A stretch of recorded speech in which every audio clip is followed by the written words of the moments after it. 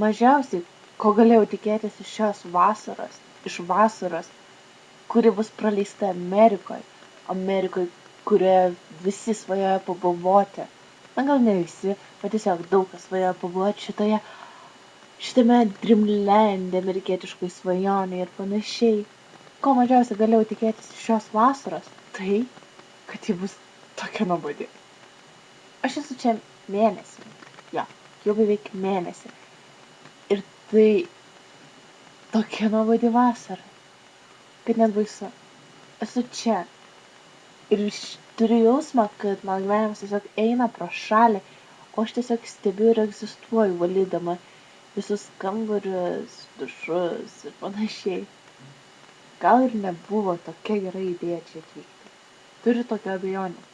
Gal šitas iššūkis, šitas vienas iš mano didžiųjų tikslų sąrašo punktų nebuvo taip gerai apgalvotas, kaip galėjau tikėtis. Man tiesiog žiauriai nuobodu.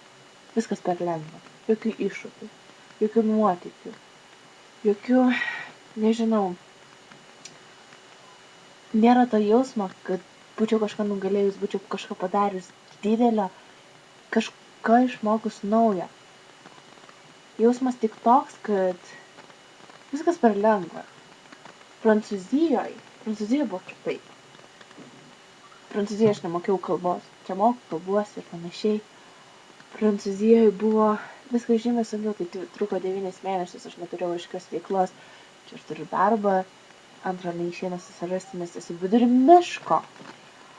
Dėl bendravimo viskas gerai, tik minusas, kad visi už mane arba žymiai jaunesni, arba su šeimomis ir tikrai vyresni. Na, burundukų neskaičiuosi tuos, su kuriais bendrauja. Visi čia pilna. Kaip ir meškėnų, voverių ir visų kitų miško gyvūnų. Tampu miškinė. Be nuotykio, be iššūkių.